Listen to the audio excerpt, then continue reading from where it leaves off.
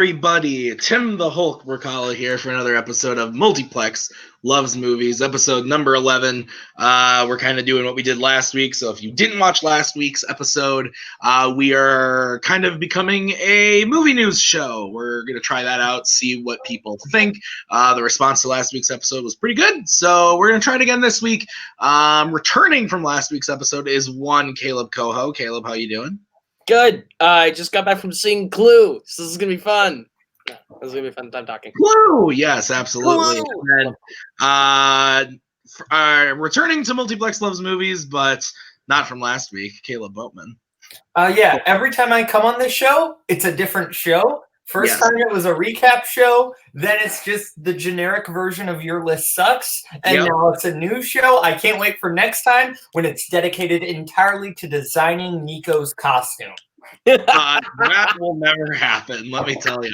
But right now, we're going to move on. We're going to hit the first topic that we're going to talk about, and that is going to be the weekend box office from last weekend. I think it's pretty clear Joker was all the rage. It grossed in its opening weekend 96 million, which is pretty impressive for that movie. I wouldn't have expected it to gross that much. I was expecting it to do somewhere in the 50s to 60s, but 96, almost 100, that's crazy. Coming in at number 2, Abominable, then Downton Abbey, still chugging along, Hustlers, and It Chapter 2. Joker was the only wide-released film that came out. Makes sense that it was at number 1.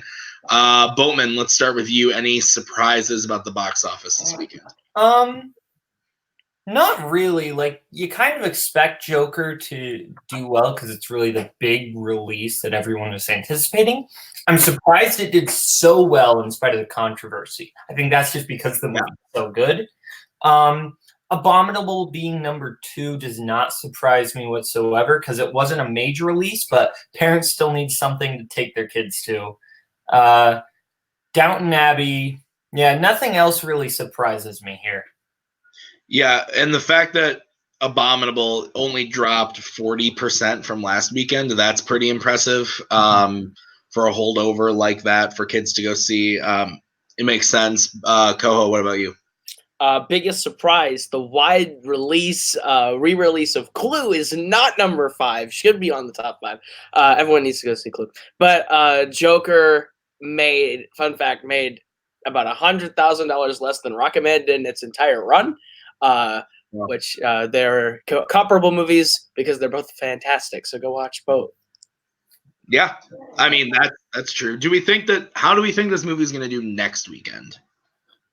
I think it has the intrigue of people who are like, what did I just see? Do I need to see it again? I think it's not going to be like as good, but I think it has enough pull that it'll probably do another like 40.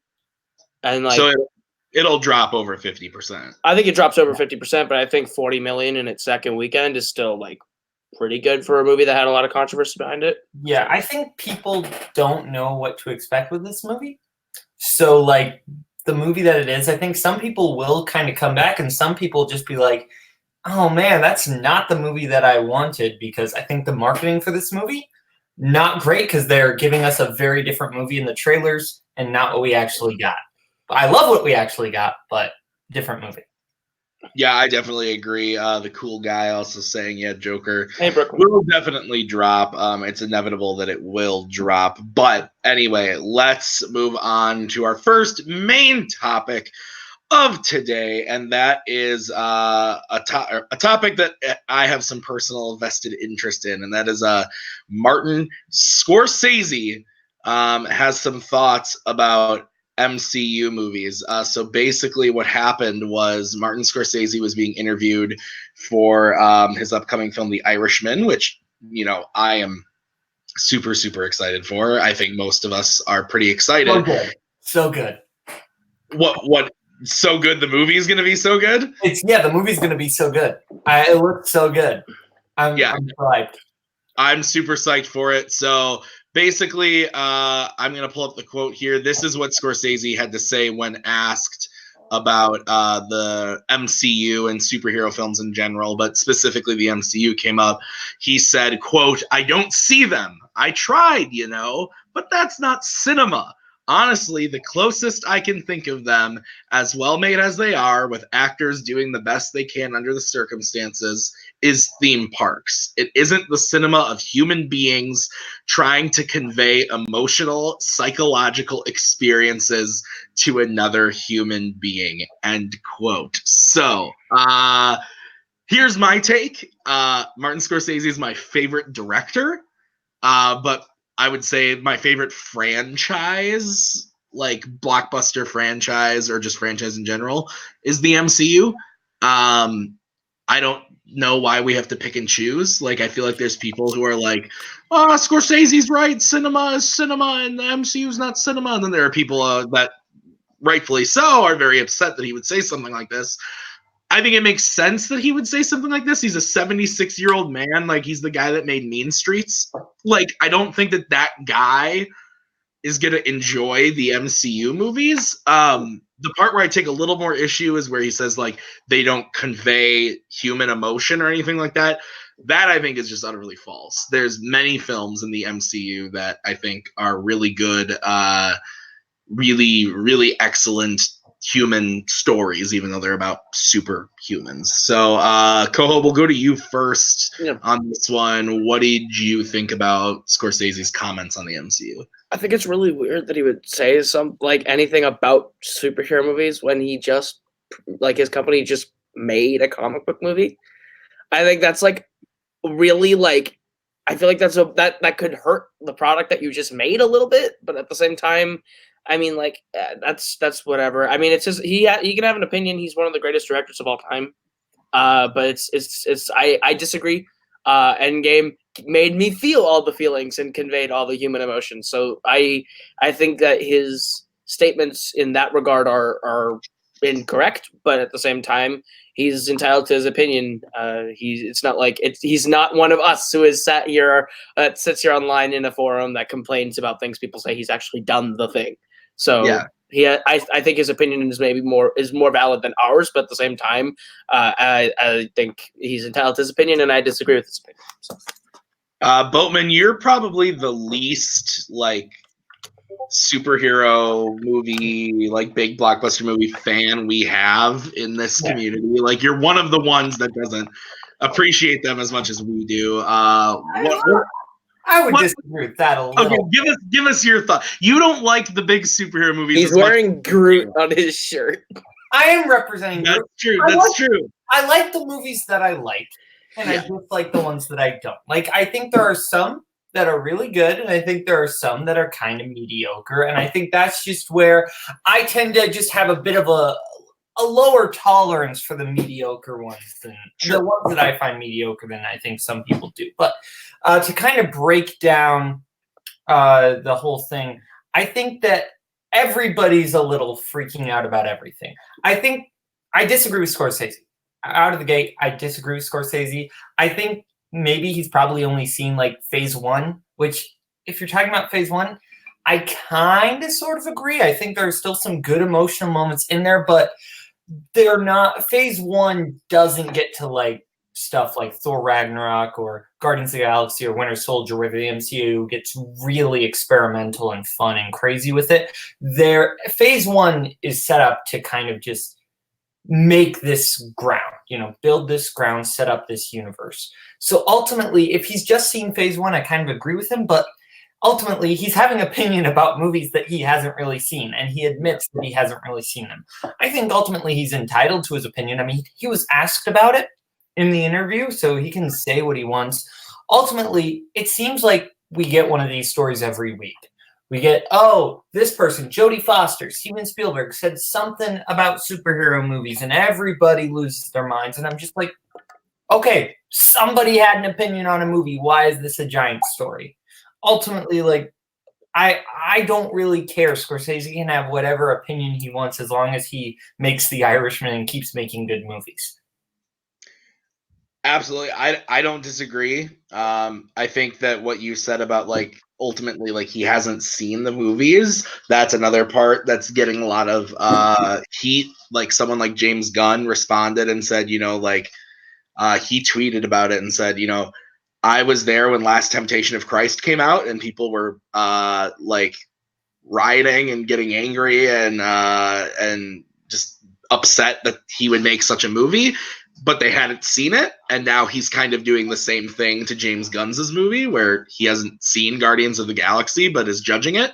So like I get where every person is coming from in this scenario. I get why Scorsese would say that. I get why all the people responding are angry, but at the same time, I like both. I like Scorsese movies and I like MCU movies. I'm going to continue to support both. So in the end, I don't think it super matters. Let's move on. The next topic is also involving the Marvel Cinematic Universe, and that's that Disney, along with Marvel Studios, has started their Oscar campaign for Avengers Endgame, but there is one notable miss there, and that is that they are not pushing for Robert Downey Jr. In Best Supporting Actor. Some people are upset about this, but the categories that they are going for, they're going for all the technical stuff, also going for Best Picture, Best Directors for both the Russo brothers. I believe Screenplay they're also pushing as well for Adapted Screenplay, so and Score as well. So they're going for a lot of the big awards, but they're not going for the acting ones. This makes sense to me. There's no clear there's no clear lead performance in the film. So I get why you wouldn't have someone in lead actor or actress, but to not have anybody in the supporting categories as well, I get it. Like, it's the same reason why Return of the King didn't have any acting performances nominated. There's just so many performances in it, and they all kind of like are one thing together. It's an ensemble. So I understand. I get it. I'm not peeved about it. Boatman, what about you? I kind of agree and I kind of disagree, because I think ultimately I don't know if I would call Downey's performance like one of the best supporting actor performances of the year. Also, though, I think if you look at Downey and you look at the Oscars and you look at what the Oscars are all about, which is legacy, John Wayne's best performance is not True Grit, but they gave him the Oscar for True Grit because he was old. Jeff Bridges' best performance is not Crazy Heart, but he was nominated a ton of times. He hadn't won one. Gary Oldman, Leonardo DiCaprio, the list goes on. I think Disney had a better chance with Downey at least getting a nomination than they do with Joe and Anthony Russo getting a director nomination or getting an adapted screenplay nomination.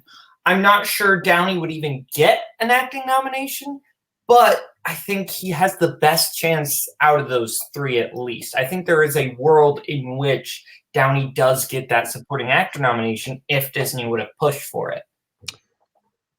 Do we think that, Caleb, I'll pose this question over to you. Do we think that this has a chance for Best Picture to be nominated? I think Endgame gets nominated for Best Picture. History's on my side on this one. Every movie that has ever broken the record for worldwide or even domestic has gotten a nomination. Black Panther, highest grossing movie of that year, nominated. Also had the cultural significance. Avatar for the technical achievement. Star Wars.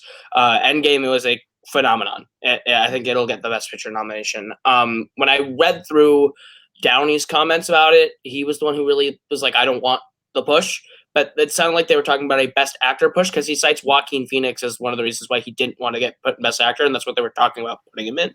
And I think that would have been a mistake to put him in Best Actor, but I think he had a solid shot at maybe getting a nomination in supporting, because I do think Downey is like the standout performance of the movie. If you have to pick someone from that movie to nominate, it is Downey, I think. Especially for just the emotional arc and the conclusion, the way that he goes through it. I think he was trying to avoid disappointment of like the push and then not getting the nomination, which is fair. But at the same time, I think if they had chosen supporting actor, put him in there, he had a solid shot at a nomination. I don't think he wins. at all in any category this year.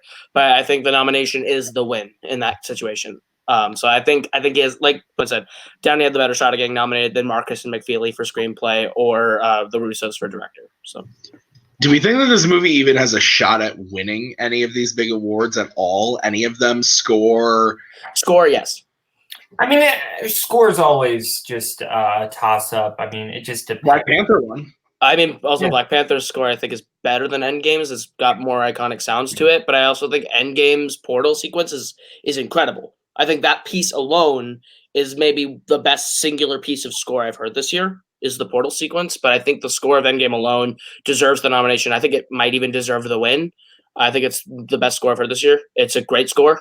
I think also Silvestri deserves it. As for the legacy, I think Silvestri is someone who doesn't have an Oscar. He should have one. Doesn't he have one? Didn't he No. win for Forrest? No, he didn't win. He did not win for Forrest Gump. Right. No, it was Zimmer. That was Zimmer. Yeah, no, he doesn't have the one. man does not have an Oscar. And just like Boatman said, legacy, Silvestri, I think, can win for Endgame. I think visual effects is going to be tough with Ad Astra, but it can fight. Sound, I think a lot of those technicals it has a good shot at. But I think in terms of winning Best Picture, it has no shot. In terms of acting, director, writing, there's no way. All right, I'm going to bring up a comment here on the screen. Endgame won't get in, as we've seen many people in the industry don't really like the MCU for the most part. And Endgame is relying on you both seeing and liking the previous films. I don't think that's true at all.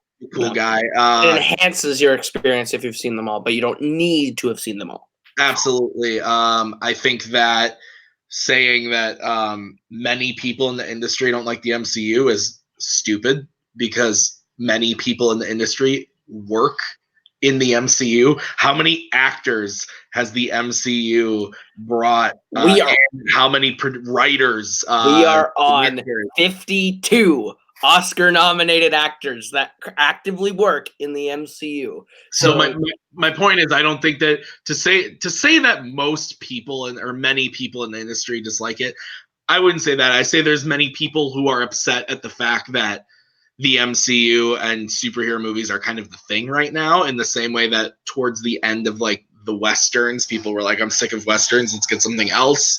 People got sick of horror movies, it's making a resurgence. People get genres ebb and flow, and people are just upset. Some people are upset right now that in order for your movie to get made, it has to be a $250 million big superhero epic. I don't think that means that people hate the MCU, but Boatman, you have something to say?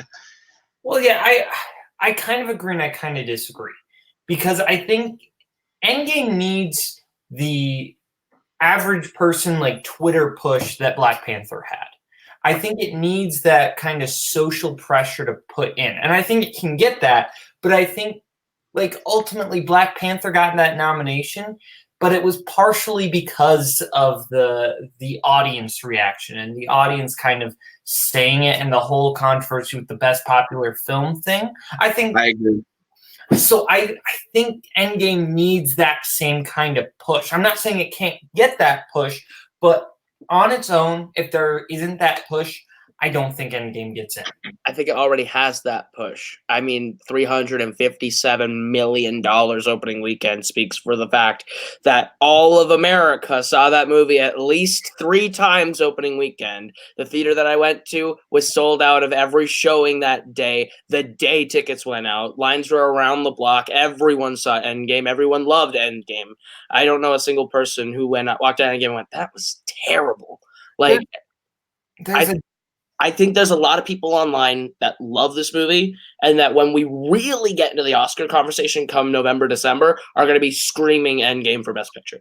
And that's fair, but I disagree with you. Like right now it has that push, because there's a difference between it making so much money and actually having that push. We're going to have to wait to see what that actually looks like come December, January, February, because that's really when we're going to find out. Absolutely. All right, let's move on to the next topic, which I swear, guys, this is the last MCU Disney-related topic we have for today. But that is that Tom Holland apparently pushed Sony and Disney to make their new deal. He helped broker that deal. the report that I have here from Screen Rant, I believe it was originally from the Hollywood Reporter, is saying that he actually called Bob Iger and was like, "Yo, Bobby, what can we do? Let's make this happen. What's going on?" I love this. If there was one thing, like, you could tell that Tom Holland was not happy with the way things were happening. Right after the news that Disney and Sony couldn't reach a deal came out, D23 was like a few days later, and he was there because he's in Onward, which is coming out in March, and he went on stage and all he said was, "I love you all 3000." Like, he clearly was not happy, and I don't think he wants to be Spider-Man if it's not with the MCU at this point. So it makes sense that he would go out of his way to try to make something happen, because it's not that he has like amazing pull, but like he kind of has a little bit of pull. And so it makes sense that he would try to do what he can. And if this doesn't put him in the best of graces with the fans, I don't know what will. We'll start with Kaleb on this, Koho on this one. What do you have to say? Yeah, I mean, if I'm him, I want to be Spider-Man, where I get to play with a lot of other big name actors and like get to hang out with Robert Downey Jr. and Chris Evans and Scarlett Johansson and Chris Hemsworth and work with all these people that I like. We literally named all the people who aren't going to be in future movies. I said Chris Hemsworth, but I also and Chadwick Boseman and like all the people that work there, like all the people we've seen him interact with. These are like, and also Disney has been making really good movies with Spider-Man in them. And he has definitely grown up on Spider-Man and seen the track record of Sony-only Spider-Man movies, and does not want to be another one of the people that plays Spider-Man in a Sony movie for one movie. People hate it and gets forgotten about. And he already has the pull right now of being the fans' Spider-Man. Most people are going to tell you that he's their favorite Spider-Man or the best Spider-Man, and I think that's why he has the pull that he does with Disney. He's made the money, so yeah. Well, and most people loved Far From Home. I think most people like Homecoming more. I personally like Far From Home better. But people seemed to enjoy that movie quite a bit. It's the first Spider-Man movie ever to cross $1 billion, and that is a lot to do. That has a lot to do with Endgame. But at the same time, it has a lot to do with that people like Tom Holland and like him as Spider-Man. So, Boatman, what about you? What do you think about this? Kind of echoing what Koho said here. Tom Holland. What I love about Tom Holland is that he's basically the nerd celebrity. He is what any one of us would be doing in that situation. He is just kind of nerding out, having a good time. Like, he grew up, he's talked about this, he grew up like he watched Avengers in the theater, like all of us did, and he freaked out about it. Like, oh my gosh, this is so cool. And if I'm in Tom Holland's situation, I call up whoever I can, not just because I want to keep playing Spider-Man, because as a fan, I want to keep seeing these great movies, you know? And I think Tom Holland, he's obviously doing it at least partially out of his own self-interest, but I think also because just from the perspective of a fan. Yeah, absolutely. I think that Tom Holland is one of the best things that's ever happened to the MCU, in my opinion, and that is a lot of Spider-Man bias coming into it, but I do think he's absolutely fantastic in the role. I'm happy this happened. They've got him confirmed now for one more Spider-Man movie, which is coming out June 2021. It's going to be the first time 4 MCU movies come out in 1 year, which is going to be a bit nuts, but it's happening. I'm here for it. For it. Yeah, it's I forget what I think Shang-Chi might be the first. It's Shang-Chi, Doctor Strange, Spider-Man, Thor: Love and Thunder. Yeah, Thor. So it's gonna be an interesting year for the MCU come 2021. 3 Disney Plus shows also. That's also true. MCU going crazy. All right. This next topic, we're finally getting away from the MCU, guys. Don't worry. We're going to be talking about No Time to Die, the new Bond film that is coming out in April. Had its first poster released last week, as well as there was an interview with Naomi Harris. I almost forgot her name, who plays Moneypenny in the newest series. She did an interview saying that this movie, No Time to Die, is going to be the wrap up of all of the events in Daniel Craig's movies, specifically from Skyfall and Spectre. We've got what's his face, Christoph Waltz returning as well, and then we've also got Oscar winner Rami Malek coming in as a new villain as well. So, Boatman, are you a Bond fan? Or are you excited about this? I'm a Bond fan when it comes to the ones that I like. It's the same way with the MCU, really. I like a Bond movie from every Bond actor. I think every Bond actor has done at least one good movie, one that I really like.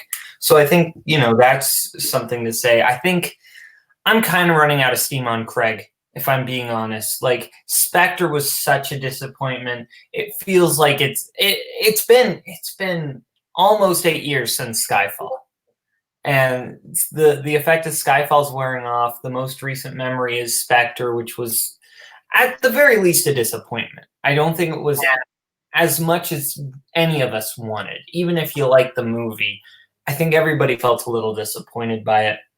So I don't know. If the trailer wows me, then I'll be on board. But right now, I'm having trouble getting excited for it. Kaleb, what about you with your Bondness? Are you excited for this? I'm not like the biggest Bond fan, but I think when it comes to the Craigs, the odd numbered Bonds are the better movies. So like if this hits, it's gonna hit big and it's gonna be a great send off. I'm a little confused. I thought Spectre was the wrap up to the Craig era Bonds. Like literally we got Blofeld and it tied up all the villains together, and it literally ends with Bond riding off into the sunset with a girl that he can like settle down with. So I thought Spectre was the wrap up. That's what was disappointing. So like I think if No Time to Die really hits, if Rami Malek is really great, if we can get Blofeld to be really great, if we can get everything to hit the way it needs to, that we can end what I think is maybe the most hit or miss, but when it hits, it's great. When it misses, it's meh Bond era. I think this is my Bond era. So if we can wrap up this Bond era well, I'd be happy. I have a sneaking suspicion that this is like the Bond film that's going to do all the fan service and try and do like Skyfall did a lot of fan service, but like tasteful fan service, or it was like, oh, we got the car, we got everything back because it was the 50th anniversary movie. I think this one's going to be more like the fan theories, like, oh yeah, James Bond is going to confirm the fan theory. James Bond is the code name, and we're going to pass it off to someone new. And like, and even if whether or not it is, I can't remember her name from Captain Marvel. Right. Yeah. If it happens to be her, if it happens to be Naomi Harris, decides to swap and go from Moneypenny to Bond, like I don't care. If they confirm that theory, cool. I kind of like that. That's more of a headcanon thing. So like whenever they bring in a new Bond, it's like, oh, secretly we're gonna be like, hey, like we know that this is something that we do. We don't have to acknowledge it, but I feel like this movie is going to do a lot of the things where it's like, oh yes, you like that thing happens. Yeah, and it's like I don't care for that. I do like that theory though, where I don't remember who was talking about it, but a report came out that Kaleb, can you actually find out what the name of that actress is who played on it? Maria Rambeau in Captain Marvel. There was a report that came out that she, at the beginning of the movie, that Bond is retired, or that Daniel Craig, that character, is off, retired with Lea Seydoux. Lashana Lynch is her name. Yes. Lashana Lynch. So that, and then at the movie starts with him being retired, and Lynch is actually 007. I think that's fucking cool. And then something happens where he has to come out one last time, No Time to Die. Like that's like, guess I got to go back in. I like that plot. I think that's a cool idea. Yeah, I agree with that. And bringing Lynch in, she was great in Captain Marvel, so like I'd be down to see her again. I remember when Skyfall came around that there was like the rumor that Sean Connery was going to be in it as like, and like confirmed the theory, and then it turned out to be Albert Finney as Kincaid instead, and that was supposed to be Connery, and like there's still rumors that Connery's going to show up in this one. It's like just don't do it. It's not going to happen. Just don't do it. It's not going to show up. It's not going to do it. They're not going to do it. Just don't do it. Like there's no point, because if you wanted to do at any point a oh, all the Bonds meet face to face. You're 10 years too late. Connery's retired. We've lost more. Moore's gone. Lazenby is not doing anything. I'm sure he'd show up for a cameo, and no one wants to see Dalton or Brosnan back right now, unless Dalton's the villain. Like I would love to see Dalton play the Bond villain. That would be. I would love to see Dalton come back and play a Bond villain, but I don't know if I need him to be an ex-James Bond who's no. I don't need him to be an ex-James Bond, but if he wants to come back and play a Bond villain, like I'm in. I love it when he's the villain. I only want to see Pierce Brosnan back if he's singing on the beach with Amanda Seyfried. Yes. Okay. Anyway, let's move on to the next topic.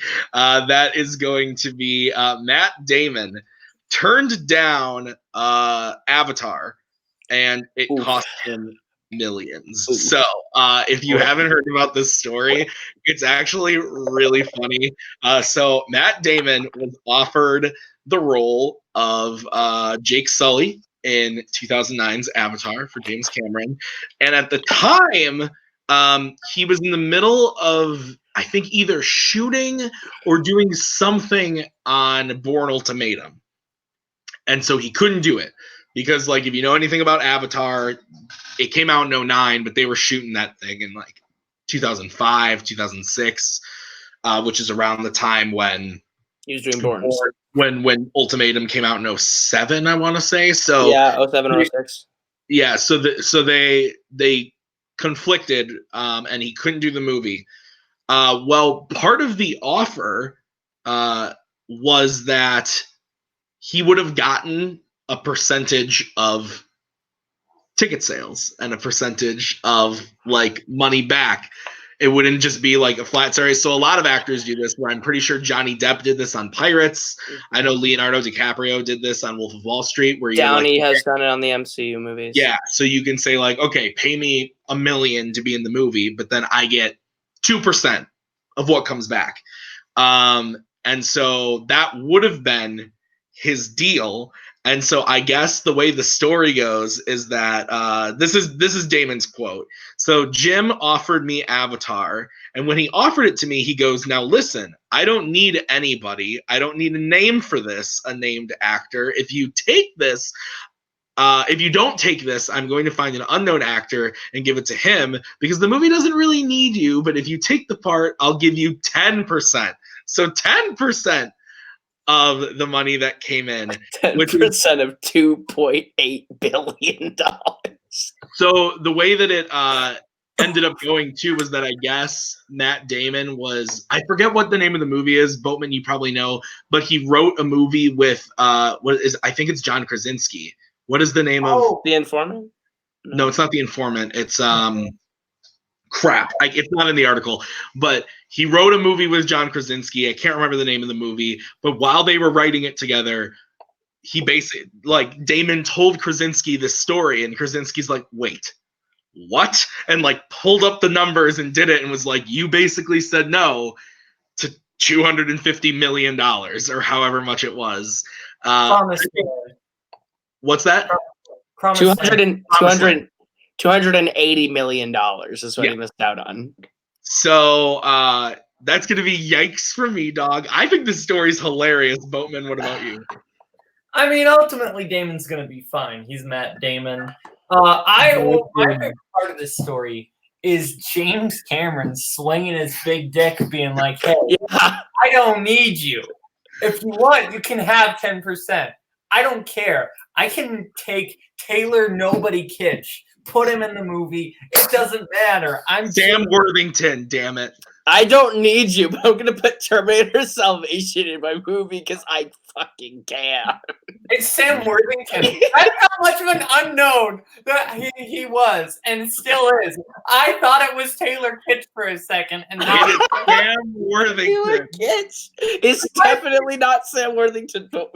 I forgot who it was. It is Sam Worthington, but I thought it was Taylor Kitsch. It's Nico Swami making his outfit on the set of Avatar. Cameron just puts puts Nico in the movie. He's stitching a Night Fury costume on the green screen. Oh my god. Sorry, Nico, but it's just callbacks. Tie it together. Oh my goodness. Anyway. Oh my god. Caleb, overall, what do you think about this story? Which one? Me. Matt I'm the only one who Damon. hasn't talked, right? No, I forgot Boatman just Boatman says swinging dick, and I forgot who was going. No, this is a yikes. I mean, I guess I could kind of get it. Bourne was his iconic character at that moment. So I mean, if you wanted to finish out Bourne at that point, it's like, yeah, I finished out the story that I started in like 01, and it makes sense rather than jump up and like make a new thing. I'm sure Greengrass in the studio would have been like, yeah, we'll wait an extra year to make Bourne 3. Everyone will come see it no matter what. But it's rip. It's weird to think about the world where like if Matt Damon had been the marquee pull of Avatar, like Would it have made more? Would it have made more? Would he have like if it would, since he's a notable face, would they have nominated him at the Oscars out of obligatory whatever? Like, it's kind of weird to think about. I don't know if it makes as much. Like, this is weird to say, but I think putting a big name in there, then Avatar becomes, oh, the Matt Damon movie. It's not the giant... The Matt Damon Blue Cat movie. Yeah, it's the Matt Damon... What was that movie where Matt Damon played the blue cat? I want to know that movie. Like, no, Avatar was an event. It was an experience. It wasn't like... You weren't there for the story. You weren't there for the actors. You were there for the visuals and the experience that movie gave. So ultimately, I think turning it into like, oh, the Matt Damon movie actually might have hurt its box office, maybe? I don't know if I disagree, but at the same time, I think it can only enhance it because, like, if everyone turned up to that with no names in it for the experience, imagine nothing changing about the movie except that you take out Sam Worthington, you put Matt Damon in. And when you say Matt Damon is now part of this movie instead of Sam Worthington, you have that name in the trailer, you have that name on the poster. I think that only brings in an extra portion of the audience that they ultimately still got, but I think they would have gotten more out of that demographic because, hey, like Matt Damon's in it. Oh, there's someone I can attach my brain to and go see. And it's like, I maybe it makes more, maybe it doesn't, but also it's all we know is Matt Damon is $280 million out because he didn't I think the most important question is, if Matt Damon had done Avatar, would he have still done The Great Wall? No. Oscar nominee Matt Damon stars in Avatar 17 when The Great Wall comes out instead. They make the same movie. The 17th Avatar is The Great Wall. What are you talking about? Fucking yikes. Okay. We're going to move on to our final topic of the evening. That is going to be, we're just going to highlight the new movies coming out into theaters next week. 2 out of the 3 wide releases. We're not going to be talking about Jexy because I have a friend who saw it and he said it was fine. So whatever. But I don't know what it is. That's perfectly fine. The other movies. Theory tries to kill Adam Devine. Yes. That's okay. Cool. But it's a comedy. Anyway, the first one we're going to talk about is a movie that I hear is fucking terrible, but I think it's interesting to talk about. Ang Lee's Gemini Man is coming into theaters this Friday. I'm seeing it tomorrow night. I don't know what to think of this movie. What has happened to Ang Lee? Where did he go? Why is he doing this to me? Boatman, tell me, do you care or are you excited for Gemini Man?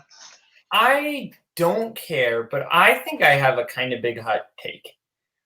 Okay. Ang Lee that good of a director, or did he just get lucky with decent scripts? I don't know if Ang Lee was ever that great to begin with. Brokeback is really good. Is that because of Ang Lee though? I'm not, but I don't think I think even the movies where his scripts are bad, he does a good job directing. I think Hulk is a well-directed film. No, it's not. Hulk is such a confused movie because it's trying to do the Hulk thing. is very bad. Fine, which is fine. I'm not saying the movie's good. I'm saying he directs it well. Okay, but the thing, even his direction, he's trying to make it this emotional thing. Then why put in these wacky comic book transitions that are going on in the movie? That's true. Because he tried to make it a comic book. But that's not the tone that the movie is going for. It was an experiment. I don't know. I thought Life of Pi was good. I think Brokeback Mountain's good. I hated with a fiery passion his last movie, whatever it was, Billy Lynn's long halftime walk through the high frame rates and the war, and Vin Diesel's there and he shoots things, and I'm supposed to feel for these characters, but I don't walk. The movie was called Ang Lee's Family. That movie was the most boring drug trip I've ever went on. That's what that movie feels like. Family. Koho, what about you? Are you excited for Gemini Man? Like, have the trailers done anything for you? Not really. I remember reading an article back in like February. Maybe it's from Collider, maybe it wasn't. But someone made an article of like their way too early Oscar predictions for next year, and someone had Will Smith as an outside contender for Best Actor for this movie, and this movie was an outside shot for like picture, screenplay, director, and all this stuff. And I remember being like, I don't even know what this is. And the first trailer came out, and I watched it, and I'm like, I think this movie works if you make it with Nick Cage. Because I'll be real with you. Will Smith, like, yeah, he looks younger, but, like, he doesn't look like – it's not a noticeable enough age difference for me. Like, yeah, he looks like Fresh Prince of Bel-Air, and he looks like Will Smith today, but, like, Will Smith still looks really good. Like, he aged really well. So it's like I really don't think that movie works super well with Will Smith doing that. I think if you got, like, Nick Cage from, like the 80s, like, heartthrob Nick Cage, and then, like, Nick Cage, and you put them in that movie together, I think that works better, maybe, or like or John Travolta, or like you get someone who's noticeably aged. You just want Face Off, Koho. No, but I'm saying like if you're going to do the de-aging thing, you got to do it with someone who's noticeably aged, not great, but like definitely aged different. I think like I don't even know.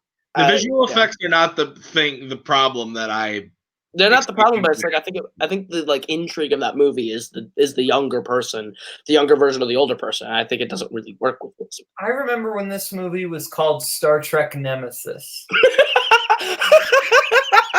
I mean, you're not wrong. Fire. You're not wrong. And Tom Hardy played a great, weird version of. Tom Hardy's the only thing that works in that movie. That's true. Oh, we've got it right here. We've got it right here. So we should get Kirk Douglas and Michael Douglas. Just do it. Kirk Douglas is 100 and whatever years old, and he's 102 years old. Kirk Douglas. Michael Douglas. 102-year-old Kirk Douglas is back in Gemini Man. The whole era, Michael Douglas or Kirk Douglas just being like slapping him around. So Gemini Man currently 37% on Rotten Tomatoes. Doesn't look like it's going to be a good one.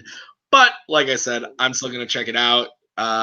We'll see what happens. We'll probably talk about it next week when we go over the box office.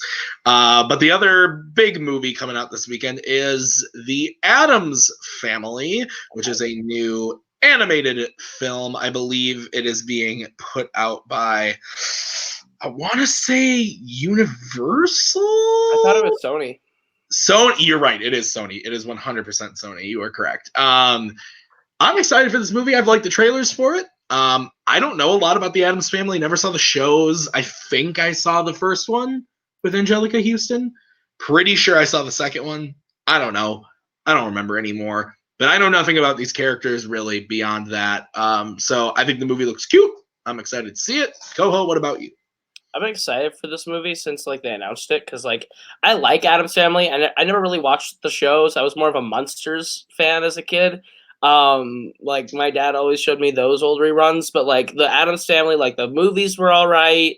I'm a huge fan of the Broadway musical of the Addams Family. I wish they'd make that movie because that's a really fun story. That's really cool. You're but I love a head nod from the macaw. Yes. But the voice cast is really cool. I like Oscar Isaac as Gomez. Actually, I think that's really. Charlize Theron and Finn Wolfhard and I really like the cast overall. I really like the voice cast. Elsie Fisher. I'm super excited to go see it. I think it's gonna be fun. So Elsie Fisher's in this thing? yeah, she's is she Wednesday? I don't think she's Wednesday. Is she Wednesday? No, that's Moretz is Wednesday. Okay, then it's Pugsley. I know Elsie Fisher's in this as someone. I just don't know who she's playing. Cool. I'm into that. Boatman, what about you? Okay. So I'm gonna have the unpopular opinion here. First of all, I will say I really like the Barry Sonnenfeld movies from the 90s. I think both those are really fun. There's especially Addams Family Values, where you get Joan Cusack as the villain, and she's great. And you get the great subplot where Wednesday goes to summer camp, and she's tortured by being forced to watch Disney movies, which is hilarious. That's funny, yeah. This movie, the trailers just haven't been funny to me. Like, the jokes don't really land. Like, there are some funny ideas going on, but like the timing feels off, and it hasn't really worked. The voice cast, I think it's perfectly casted there, not the problem.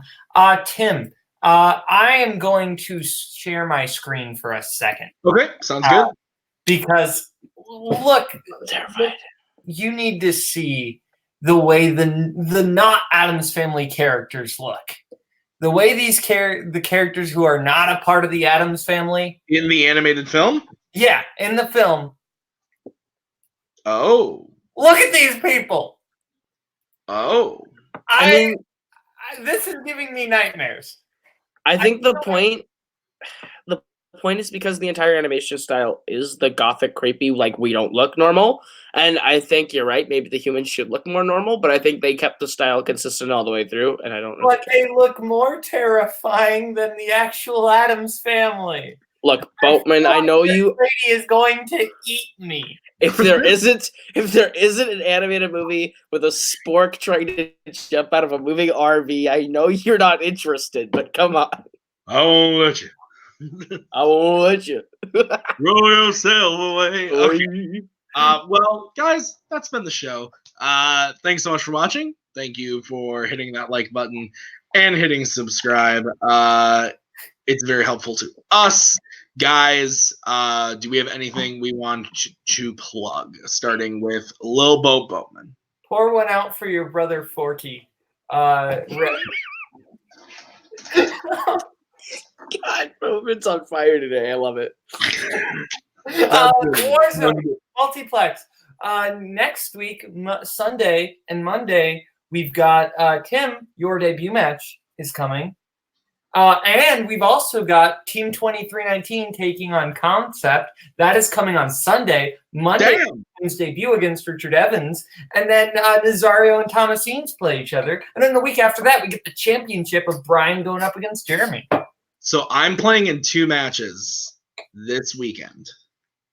Hot day. We've already played one of the matches, but 2 matches. Oh, the curtain's been pulled back. You jackass. You're fired.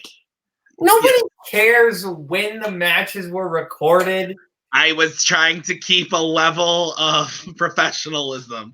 Anyway, don't ruin the illusion. The illusion of life. Illusion. Fuck you. Kaleb, what's going on in the world of fandom? The world of fandom. In the world of fandom, you may have noticed we didn't upload this last weekend. That's because my laptop fucking hates me. I'm working on it. But 4 fandom matches are going to be coming out this week. I'm spreading them out between Thursday and Friday. So Lucas and Albert will play. Or not Lucas and Albert. Lucas and RJ will be facing off. You'll get to see the debut of a new team called Necronomicon. One half, Mark Inkemeyer, we don't know who his mystery teammate is, taking on Viking Raiders of Jacob E. West and Matt Graham.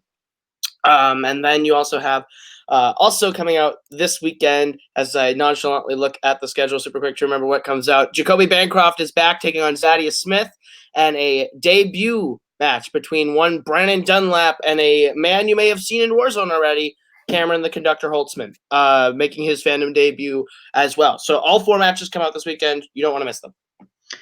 Absolutely.